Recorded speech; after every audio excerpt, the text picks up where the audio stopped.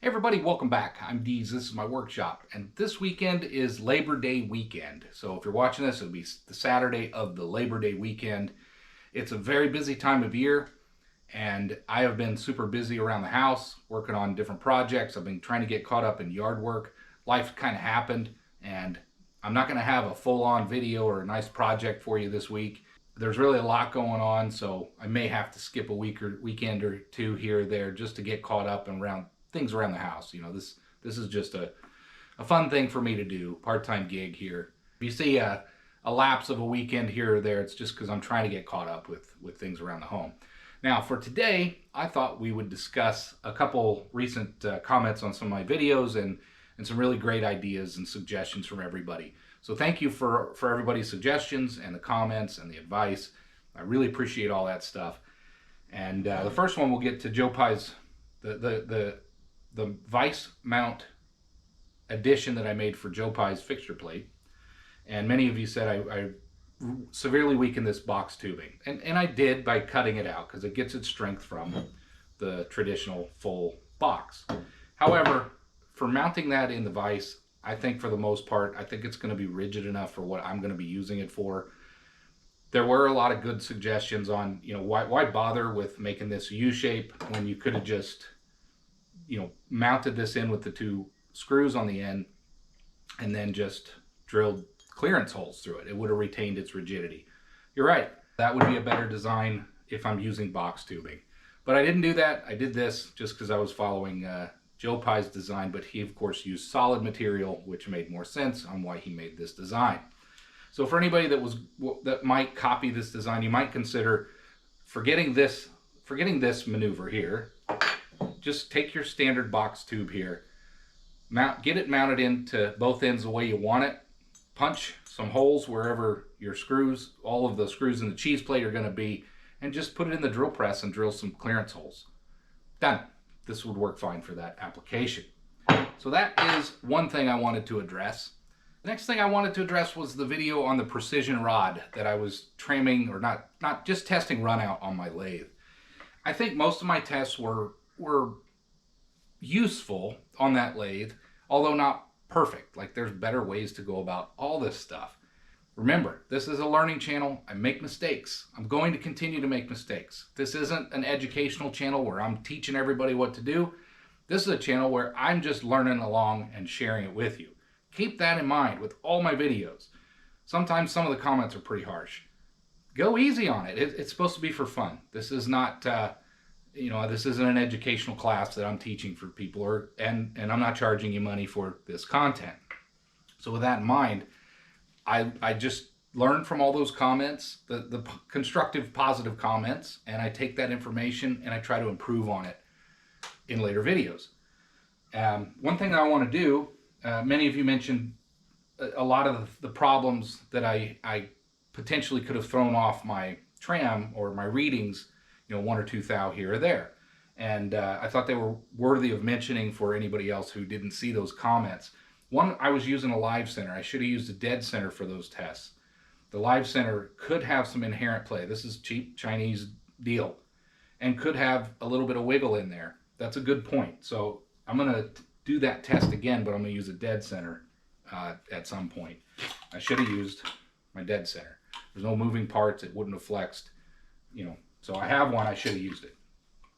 The other thing is, and this was a really good comment, I'm going to do that in this video. I didn't check the straightness or the flatness of this precision rod. I tested its thickness across, but what if there's a bow in it? That's a very good point. So this is a good opportunity to get out my granite fixture plate, put this between some V-blocks. I'll test the V-blocks as well, and maybe we can see if there's any bowing in this at all. We'll have to be real careful. I'm sure I will do something wrong while testing this out. Keep that in mind, but I'm going to try my best. So let's get the granite plate out and we'll see what kind of trueness or flatness we have on this round stock.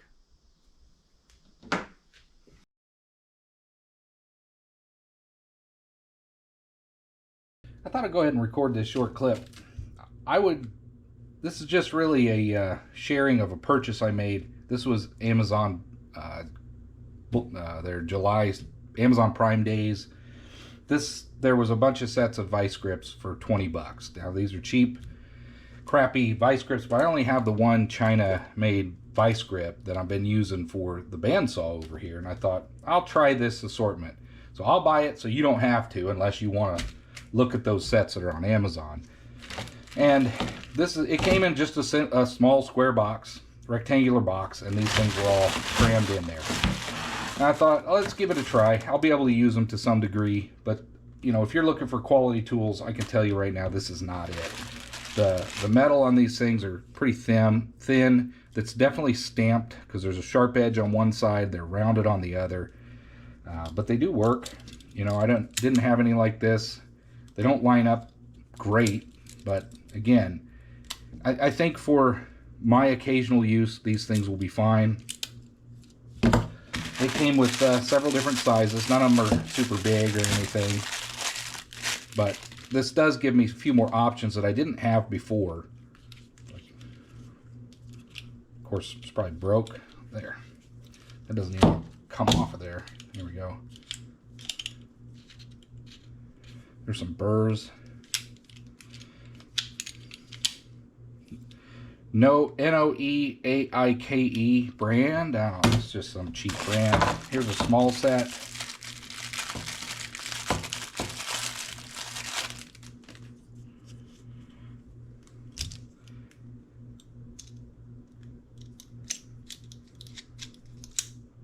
I mean, they all work well enough. I particularly wanted the larger clamp style, as well as some of these pointed nose versions for some of the things I've worked on. These I thought would come in handy. I don't have anything like that, so now I do. Again, I'm not sure I would recommend this set, but for the price and no more than I'm going to need it, I think this will work. Here's the large one. This is about the size of the one that I already have today. It's just got this plastic handle.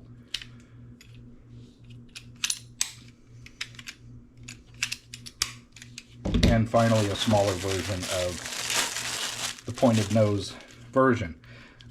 You know, you can tell they are kind of cheaply made, but honestly, if you're just looking to have a few sets of pliers, locking pliers, this might get by. But if you're wanting something with quality, I don't recommend these.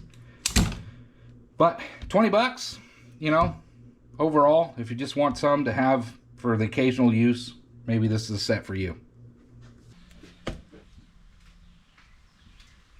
Amazon Prime Days.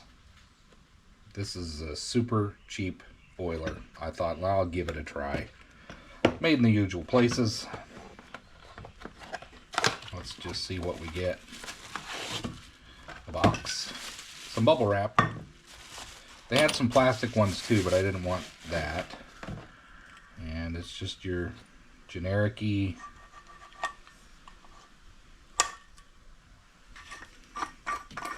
oiler. Hopefully it doesn't leak. I do have it's bent on the bottom.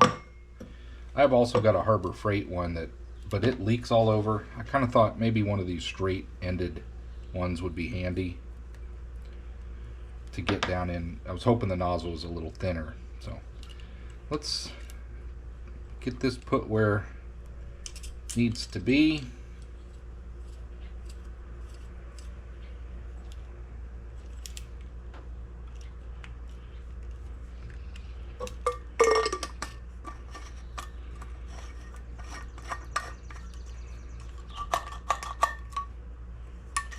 Put some oil in there and try it out.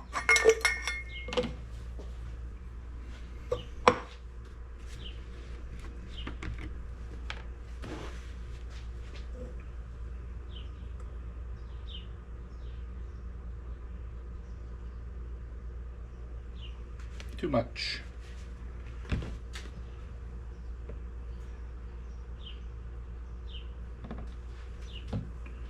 That was too much.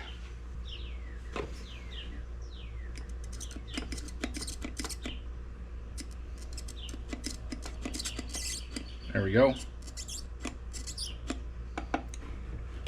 Seems to work. Shoots out nice. We'll give this thing a a go on the machines as we want to oil things up and see how it does. My guess is it'll probably leak. These things are cheap, but who knows? Maybe I got a good one. We'll find out. We need to protect this tool. We made the dial test indicator holder. I'm not too worried about the zinc plated rod, but this piece here, I want to get some bow shield on it to keep it from rusting. Let's take this grub screw or set screw out of here. And we'll just spray it down. I've used this stuff several times before, and it seems to hold up pretty well. So it really, what I've found is the only downfall to it is it just takes time. You spray it on, and then it has to sit and basically flash off, and you can do that several different times. That didn't work out. You can do that several different times just to get a nice coating on there, but that's what I'm gonna do. This is 7/8 shaft. I'm gonna clean that off real quick. I'll clean all the oil off of it with some brake clean. And my gloves ripped, but that's all right. Let's get some of this sprayed on there, and we'll do this several times in order to protect it from rust.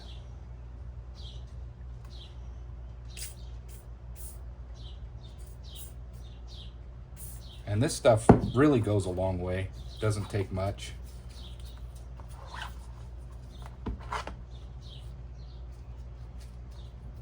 I mean, that's more than enough to put on there to get it to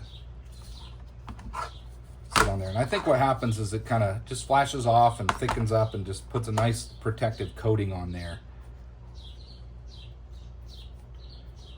It's interesting stuff. We're gonna let that just kind of sit there and do its thing. And we'll just keep coming back to it. We'll just set it aside.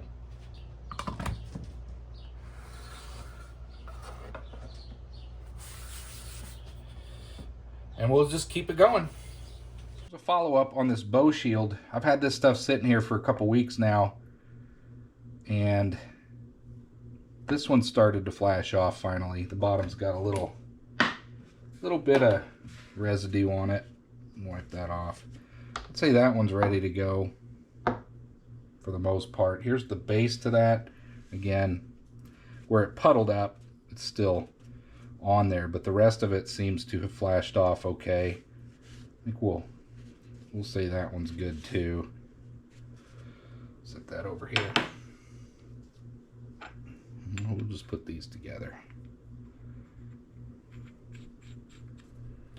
And finally, this one, on the sides it's flashed off pretty good. The bottom where it puddled up, still got some. The top had a little bit. Oh, but overall, I think this should be protected pretty well from rusting. And I can put that in the drawer, and hopefully we're not stuck with this thing rusting, flash rusting and whatnot as we store it. So that's going to be the completion, officially the completion of the dial test indicator holder for the milling machine. I wanted to make sure I got something on there so this didn't turn into a giant rust rod. T9 bow shield.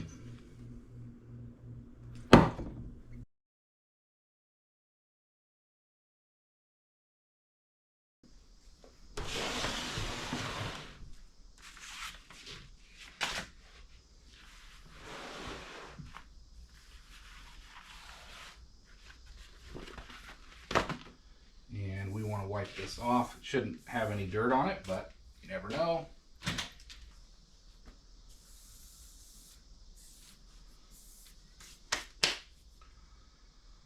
Let's see, we are going to need this little guy. Now, we could use our homemade comparator stand, but I'd like to try to use my surface gauge. So if many of you remember, I've got this Schar's surface gauge. I probably could have just got a 6-inch and been fine, but I'm not sure if I'm going to be able to mount my dial test indicator to this. I'll have to see if there's a way to do that.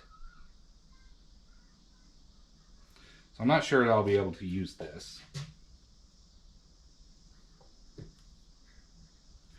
then the other thing is I can use my homemade surface plate. Let's see.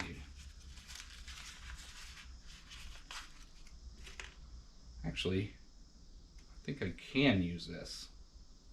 Maybe I'll try this. Let's see here. If we take this off,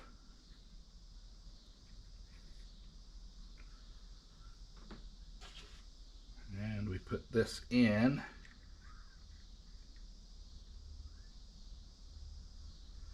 I wonder if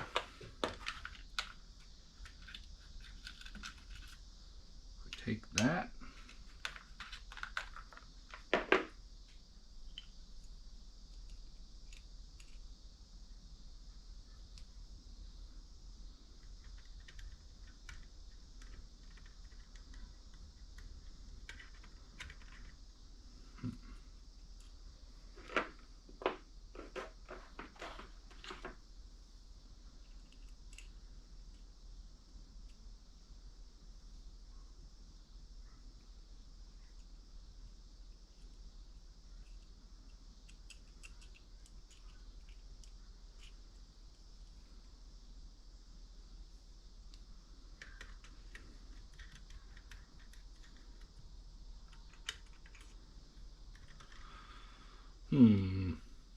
give me a minute. This is unscientific, but I did shimmy out the little mounting piece that I had just so I could do some rudimentary tests here. We're going to use our V blocks.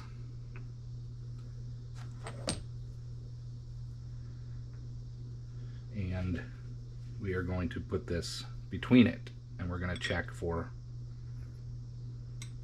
any bowing. Now, again, forgive me, I'm learning this stuff too. This is a good use for my granite surface plate. Let's just see what we have here. So you can lock the whole thing in. You can freely move this thing up and down, you know, wherever you need it. We're not going to be using this gauge here. We're going to be using our dial test indicator.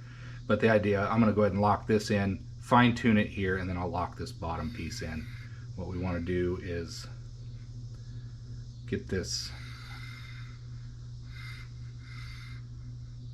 down here.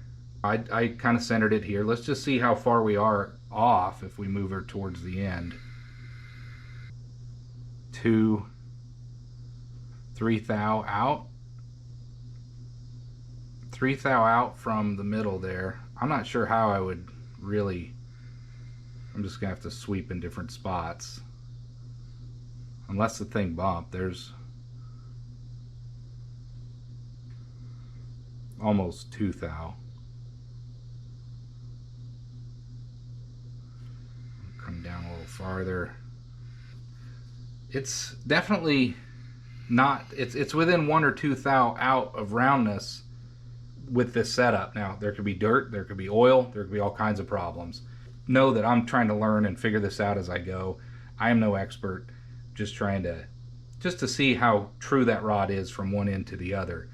So I'm going to reset this up, clean everything again, and see if we get a better result. We have a little bit better of a setup, I think. I've got a set screw in here to hold this in so it's not just shimmed out. I was getting some flex there that I didn't like. Let's see if we're doing any better. So I have that topped out at the 0. Okay, so there's a high spot on this end. Let's move down and see what the high spot looks like about 3 or 4 inches down. And that is about, it's not a thou, I'd say half a thou. Half a thou difference. Let's move it down about 1/3 of the way. 3, a little over half a thou difference. Let's go half. That's about 1 thou difference.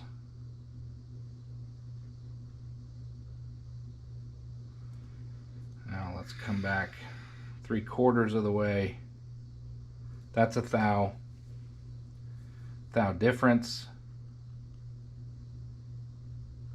And if we come all the way, that's 1/2 thou. So this end I had it trimmed at 0, and it was 0. We were about 1/2 thou. We were about 1 thou difference. 3/4 of the way, we're about 1 thou difference. And then on the end, we're 1/2 thou difference. Within 1.5 thou across the length using this setup. Let's see what we got here on this end again. If anything, it might be 1 thou difference along the length at any given spot. The other thing I should check is my actual my V blocks without moving them. I got to reset my dial test indicator. That's 1/2 thou. Let's do that real quick, and then I'll give you my summary. But that rod's pretty true as well. It doesn't have a 3 thou bow or anything like that in it.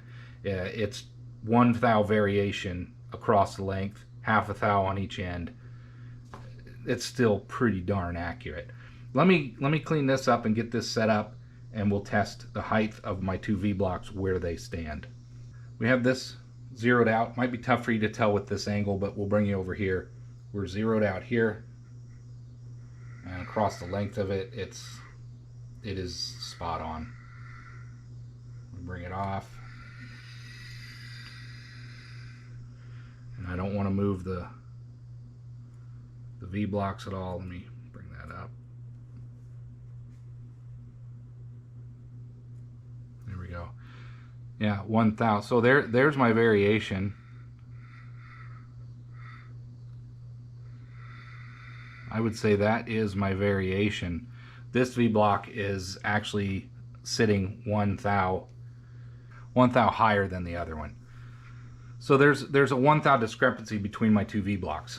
So if anything, that just tells me that explains my 1 thou variation. Regardless, let's measure this one more time. I might be a little off here, just because I know you experts out there are going to pick up on this. It was actually, the V block itself is leaning towards the right. The variation was headed towards the left side on this. So that tells me actually it could be 2 thou out from one end to the other. This gets complicated, but for all you out there that know, let me know your thoughts. But let's check this one more time. Come down, check it in the middle, and we're still 1 thou this way. So yeah, that if this wasn't 1 thou off, if the block wasn't 1 thou off, this could actually read 2 thou in theory, I would think, because that's the direction. It's going the opposite direction. Yeah, and then we come all the way to the end, and we're back to 1/2 thou. So it's doing exactly the same thing with the bar not in the same spot. I'm sure I rotated it by moving it and putting it back on, which tells me it's probably going to be the setup has that variation in it, and the bar itself does indeed have a slight 1 to 2 thou warp in it, is going to be my assessment, or fatness, because we did measure it and it was a little off. Let's rotate this and test again. That's the same reading.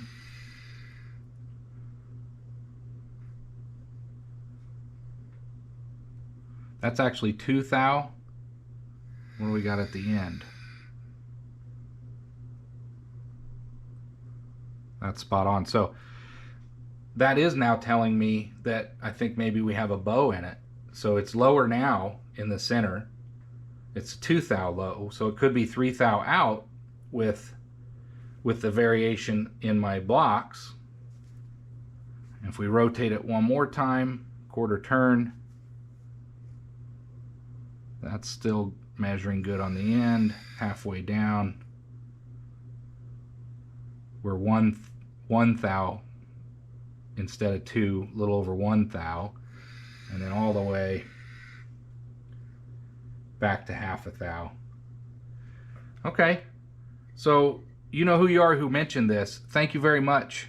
This was a really good exercise to go through. I do believe there is a bit of a bow in this precision rod. It's still well within tolerances for me to tram anything in that I have. Yeah, see, now it's reading the other way. Definitely a bow. I'm going to call that a bow. Now it's 1.5 the opposite way as I rotate this rod. This was a really good test. Really good use of this granite fixture plate. What a great suggestion. Well, everybody, thanks for watching. I hope you enjoyed this kind of a short, different type of video. No machining per se, but it was still relevant to the things I'm working on. So many great comments from everybody out there. I do believe there is a bow in this rod. That was a great suggestion for me to check that. And I think I proved to myself that there is. As I rotate that around, I am discovering that there, in the center, there is indeed a 1 to 2 thou. I'm going to call it actually 2 thou because of the different variances in my V-blocks. But a 2 thou variance in a bow. It'll either err to the right side or err to the high or err to the low side, depending on where that rod is as I twist it.